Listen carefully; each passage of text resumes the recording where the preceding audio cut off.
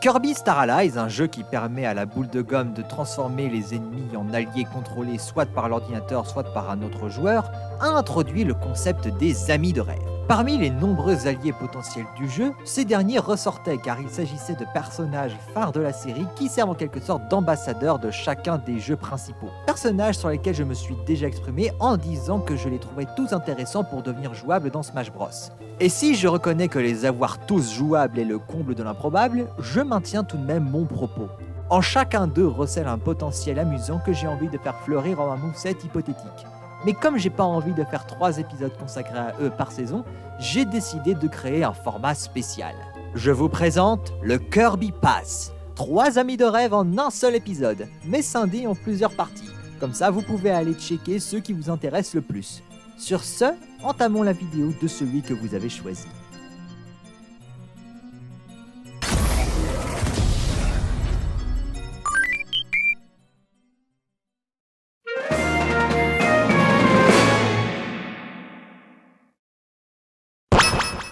Max, l'un des antagonistes les plus marquants de la série Kirby. Originaire du conflit astral, l'un des nombreux modes de jeu de Kirby's Fun Pack, il vient demander l'aide de Kirby pour stopper le soleil et la lune qui se battent. Il lui propose d'aller chercher l'aide de Nova, une machine qui peut exaucer n'importe quel vœu et donc pourrait les arrêter. Kirby part donc dans 9 niveaux combattre des boss et à la fin trouver Nova. Et c'est devant lui que Max révèle son vrai visage. Il est non seulement celui qui a poussé les astres à se battre, mais en plus il vole la place de Kirby pour faire son propre vœu, devenir surpuissant et dominer la planète Popstar. Mais lui et Nova n'ont pas fait le poids face à Kirby. Depuis, il n'a eu que 3 réapparitions notables. Le remake de Kirby's Fun Pack, qui ajoute 2-3 trucs, Star Allies, où il est un ami de rêve, surprenamment, apparemment il a été amadoué par de la bouffe, et enfin, Super Smash Bros Ultimate, où il est un boss.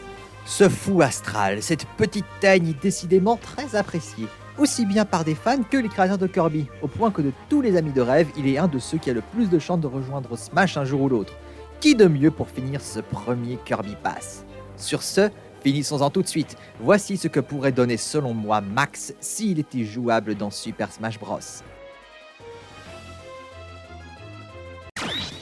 Commençons comme toujours par l'esthétique. Son design de base ayant toujours été très consistant à travers le temps, il n'y a pas besoin de le changer pour Smash. Il a un petit corps violet, un nœud papillon rouge et son iconique bonnet à double pompon rouge et bleu avec des motifs à pois et triangles. Pour ses autres skins en général, tout va changer chez lui, la couleur de sa peau, de son nœud papillon, de son bonnet ainsi que leurs motifs. Les skins 2 à 4 reprennent les codes couleurs du mode multijoueur de Kirby Star Allies. Ainsi, sa peau est jaune, son nœud papillon est orange, son bonnet réutilise ces 2 mêmes couleurs mais en beaucoup plus saturé. Quant aux motifs de son bonnet, ils sont ici inspirés par les symboles du jeu de cartes. La partie gauche est recouverte de carreaux, tandis que la partie orange saturée presque rouge est recouverte de cœurs. Le 3e skin est principalement dans les tons bleus. La peau a un ton turquoise assez clair, le nœud papillon a un ton gris, et le bonnet est à moitié bleu clair mais en plus saturé et bleu foncé et réutilise les derniers symboles d'un jeu de cartes. Le trèfle pour la partie claire, le pic pour la moitié foncée. Et enfin le 4e utilise les tons verts. La peau est vert clair, le nœud papillon vert foncé, et le bonnet, en plus de réutiliser ces 2 couleurs mais en beaucoup plus saturé, a un motif à rayures désynchronisées. Les parties vert clair d'une moitié sont vert foncé chez l'autre et vice versa.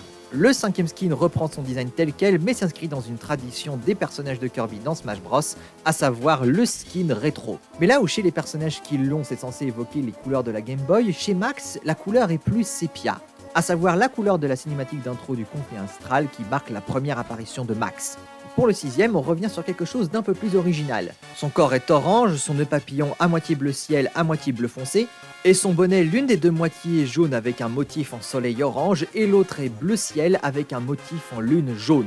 Les motifs étant non seulement une référence au scénario du conflit astral, mais aussi à Monsieur Brillant et Monsieur Radieux, 2 boss récurrents de la série Kirby. Pour le 7e et 8e skin, on a un costume alternatif. Max a la forme que son âme prend dans l'arène ultime de Kirby's Fun Pack Ultra. Son corps est violet, ses chaussures sont pointues, à la place de son nœud papillon il a un pendentif en forme de cœur, et son bonnet, en plus d'avoir des pics sur les pompons, n'a plus de motif, à la place ils ont des couleurs unies, magenta et bleu cyan.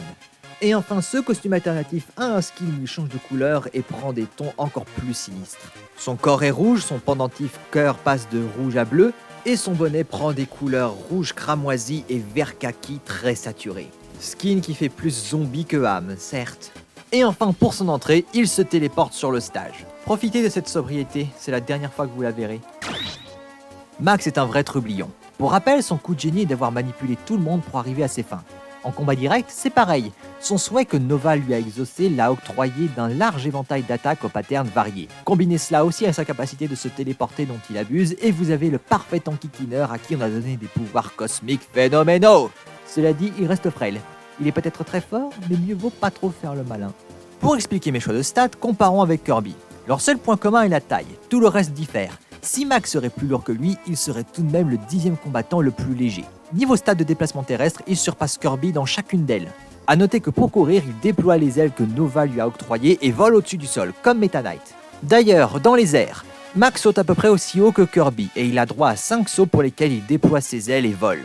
Si ses vitesses et accélérations aériennes sont plus hautes que celles de Kirby, sa vitesse de chute et gravité sont au contraire plus basses. A vrai dire, elles sont médailles d'argent au top 10 des plus basses dans leurs catégories respectives, juste en dessous de celle de Rondoudou.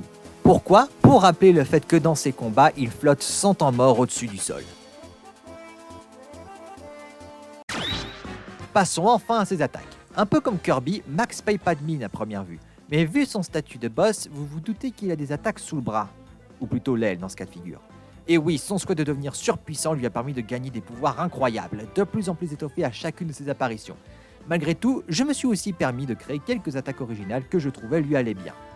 Sur ce, son direct est en 3 coups et se finit en un multi-coup. Il commence par un coup de pied, puis un coup de griffe avec son aile gauche, pour ensuite finir avec l'une de ses techniques, la tempête de flèches. Son attaque côté est librement inspiré par une de ses attaques inédites dans Super Smash Bros Ultimate. Ses yeux deviennent tout noirs et quittent leur orbite, mais au lieu de les laisser rebondir ça et là, Max les utilise pour frapper devant lui. En appuyant sur A une première fois, il frappera d'abord avec son œil gauche, et en réappuyant, il attaquera alors avec son œil droit. 2 coups est le nombre maximal d'attaques qu'il peut faire. Pour son attaque haut, il érige devant lui l'une des plantes épineuses de ses combats. Cette attaque aussi a une propriété spéciale si on décide d'appuyer 2 fois sur A. Ce faisant, une deuxième plante apparaîtra, mais derrière Max. Celle qu'il a créée en premier reste devant lui et continue d'infliger des dégâts, mais passifs. Cela dit, cette version de l'attaque fait perdre un peu du temps à Max puisqu'il est obligé d'attendre que la première plante disparaisse avant de pouvoir rebouger. Son attaque bas, devinez. Devinez, il s'agit encore une fois du coup de pied glissé que peuvent faire les personnages de Kirby. A noter que visuellement, celle de Max se rapproche plus de celle de Gooey que de celle de Rick ou Kirby. Et son attaque rapide est une autre de ses techniques, la vraie culbute, une attaque en multi-coup qui entraîne ses adversaires. Quand il attaque en se redressant ou en remontant sur le stage, il donne des coups de pied. Pour se relever, il donne des coups de pied latéraux devant lui et derrière lui dans un ordre qui dépend de la direction dans laquelle il décide d'attaquer en premier. Et après avoir trébuché, c'est un coup de pied circulaire. Quant à l'attaque de rebord, c'est un axe kick. Oh, et si vous vous demandez comment il fait pour s'accrocher au rebord, il crée une mini-version de la patte griffue de son aile et l'utilise pour s'agripper. Pour ses attaques smash, on tombe dans quelque chose de très extravagant. Son attaque smash côté est inspiré par une des attaques du combat contre son âme dans Kirby's Fun Pack Ultra. Max divise en deux et envoie charger l'une de ses 2 moitiés dans une charge où il se transforme en une boule d'énergie.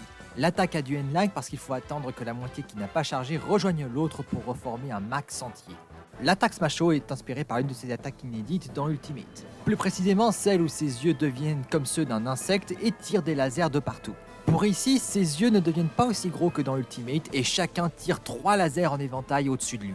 L'attaque a un sweet spot juste au-dessus de Max, là où les 2 lasers les plus proches entrent en contact. Les autres par contre sont plutôt faibles. Et enfin, son attaque Smash Ball utilise une autre de ses techniques iconiques, les balles glaces. Il crache une bombe sur le sol qui provoque une explosion glacée. La principale hitbox de l'attaque sont 2 ondes de choc qui sont de part et d'autre de Max. De plus, l'attaque a un sweet spot à bout portant de lui, mais qui au lieu d'infliger plus de dégâts, gèle sur le coup les adversaires touchés. L'attaque aérienne neutre est une de ces techniques iconiques réutilisées souvent dans les jeux Kirby, le Shooter Cutter, où il fait voler des espèces de lames d'air autour de lui. Pour son attaque aérienne avant, son corps se détache de ses ailes et pieds pour mordre à distance son adversaire. Pour son attaque aérienne arrière, il utilise une de ses nouvelles attaques dans Ultimate, celle où il fait pousser des poils incandescents depuis son corps. Oui, si on en croit le nom japonais, ce sont censés être des poils. Et l'attaque fait exactement ça. Des poils surgissent en tentacules depuis son dos et infligent des dégâts de feu aux adversaires. Pour son attaque aérienne haut, il transforme les pompons de son bonnet en clackers et les entrechoque au-dessus de lui.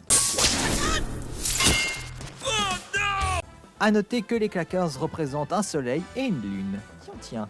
Et enfin, son attaque aérienne bas est un projectile. Inspiré par une des attaques de son âme dans Fun Pack Ultra, il crache une grosse boule de peinture en dessous de lui. Elle peut être soit bleue, soit rose, mais c'est juste une différence esthétique. Pour la saisie, il attrape son adversaire à pleines dents et pour le pummel, il déploie ses ailes et plante son adversaire avec ses griffes. Pour se lancer avant et arrière, il utilise une technique de Star Allies, le coup de pied monté, et chevauche son adversaire, le fait tourner rapidement avant de le kicker au loin vers l'avant ou vers l'arrière. Pour le lancer haut, il envoie voler son adversaire dans une technique qui ressemble à la boucle express de Meta Knight. Et pour son lancer bas, il saute sur son adversaire et le piétine si fort qu'il finit par l'enterrer.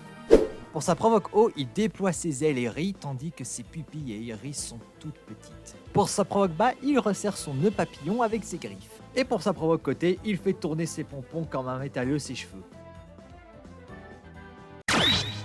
Commençons la section des attaques spéciales en grande pompe. Voyez-vous, Max n'a pas une, mais deux attaques spéciales neutres qui, comme les sortilèges de Sora, se relaient à chaque utilisation. La première est sa technique nommée Trou Noir. Max se sépare en deux et crée un vortex qui absorbe tout à portée. C'est un Ingrave qui d'une part absorbe les projectiles à sa destination, comme l'attraction gravitationnelle de Harmony, et d'autre part piège les adversaires assez proches. Ils se font aspirer et se prennent des dégâts avant de se faire projeter vers le bas à la fin de l'attaque. Si leur pourcentage de dégâts sont assez élevés, l'attaque a un effet météore. Le plus intéressant la concernant est sa méthode d'utilisation. Tant que le joueur maintient B enfoncé, Max ne crée pas son trou noir. On peut alors le déplacer de droite à gauche. En l'air même, sa vitesse de chute est réduite d'autant plus.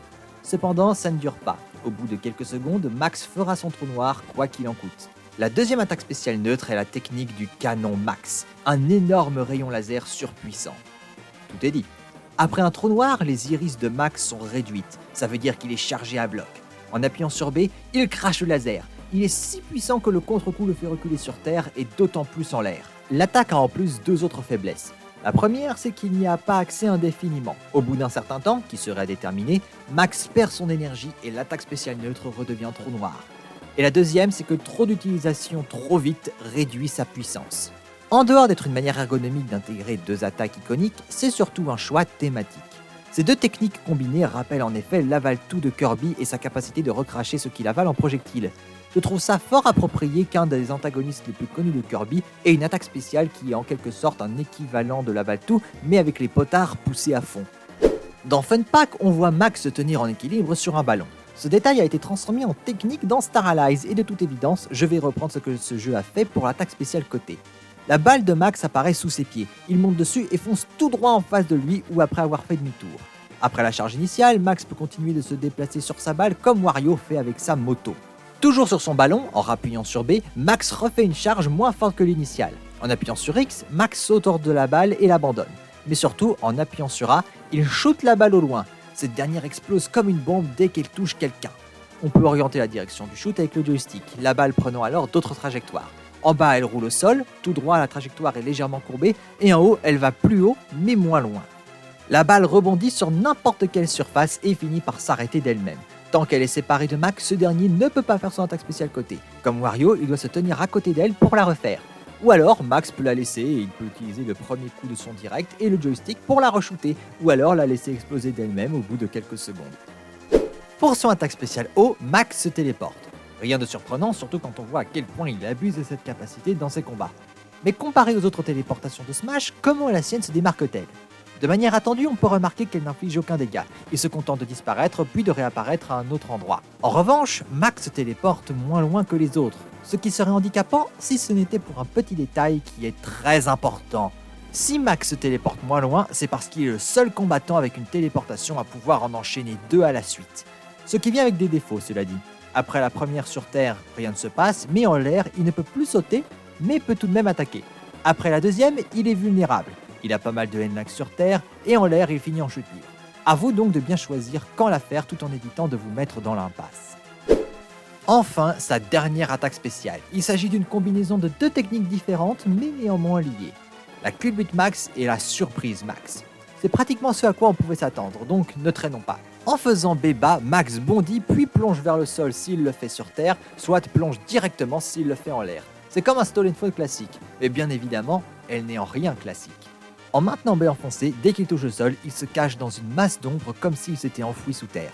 On peut alors le déplacer sur la droite ou la gauche. Il est immunisé à tout, mais il est plutôt lent. A noter que Max est toujours au centre de la masse, qui est 2 fois plus large que lui, et que cette dernière délimite l'endroit où il peut aller. En relâchant B, Max utilise la surprise Max et surgit du sol, infligeant des dégâts au passage. A noter que Max surgit toujours du centre de la zone dans laquelle il est. L'attaque trompeuse par excellence, digne de son personnage.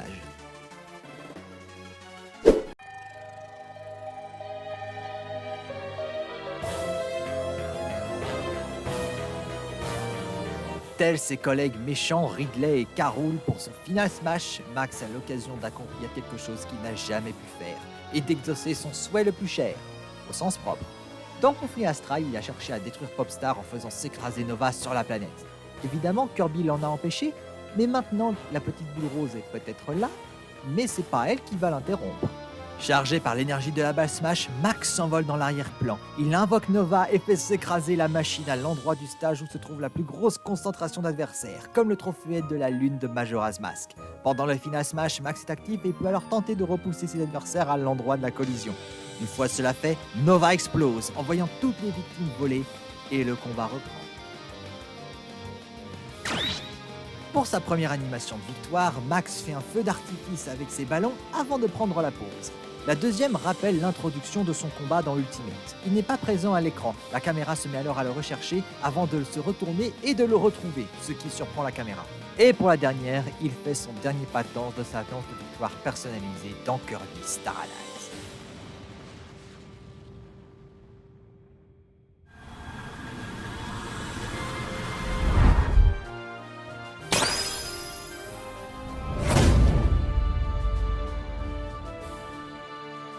Et voilà ce que pourrait donner Max s'il était jouable dans Super Smash Bros.